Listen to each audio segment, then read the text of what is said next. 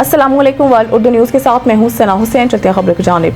उस्मान सुलहरी की रिपोर्ट के मुताबिक स्पीकर मलिक अहमद खान ने कहा है कि नेशनल सिक्योरिटी कमेटी का बाइकॉट जमहूरी रवैयों के मुनाफी है। इमरान खान ने बतौर वज़ीर आज़म कौमी सलामती कमेटी में शिरकत से इनकार किया। इमरान खान के साथ अफरा तफरी, इंतशार और घेराव जलाओ जैसी चंद बातें जुड़ी हैं। बस पाकिस्तान के अवाम ने दहशत गर्दी के खिलाफ बड़ी कुर्बानियाँ दी हैं। पाकिस्तान की अफवाज बहादुर और अवाम साबित कदम है। पार्लिमानी कमेटी की हैसियत को कमज़ोर करना कौमी मफाद के खिलाफ है। रोज़ाना सिक्योरिटी फोर्सेस पर हमले हो रहे हैं। सूरत हाल तशवीशनाक है। पाकिस्तान को अंदरूनी बैरूनी चैलेंजेस का सामना है। इत्तेहाद वक्त की ज़रूरत है। सूबाई हुकूमतें शहरियों की जान माल के तहफ़्फ़ुज़ की जिम्मेदार हैं। पाकिस्तान की गवर्नेंस में बड़े पैमाने पर रिफॉर्मर्स नागज़ीर है। अगर सूबाई हुकूमत सिक्योरिटी फोर्सेस को ऑपरेशन से रोकती है तो हालात की जिम्मेदारी भी कबूल करे।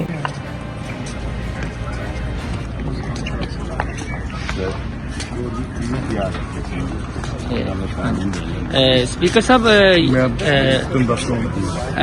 साहब जो नेशनल सिक्योरिटी कमेटी का इजलास हुआ और फिर एक रवायत बरकरार रखी गई, तो एक जानिब ये कहते हैं हम जमहूरियत के अलमबरदार हैं, दूसरी जानिब बाइकाट। तो ये रवैये के साथ इस तरह ये सियासत चल सकती है? देखिए मैं आपके सामने दो मौकों पे होने वाले इश्यूज आपके सामने रखते हैं। एक ये जब general Bajwa chief of army staff थे, जनरल फैज DGI थे और इमरान खान उस वक्त वजीर आजम थे और शहबाज साहब उस वक्त लीडर ऑफ अपोजिशन थे। तो तब कौमी सलामती कमेटी की मीटिंग में चीफ आए, यासाद अपना थे असद कैसर उस वक्त स्पीकर थे।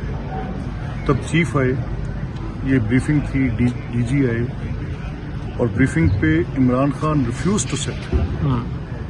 तब तो चीफ भी इनका और DGI भी इनका, गवर्नमेंट भी इनकी सेम पेज भी था, सारा कुछ था और नेशनल सिक्योरिटी को बड़े सीरियस कंसर्न्स थे। तब भी आज से कोई मुख्तलिफ सूरत हाल नहीं थी।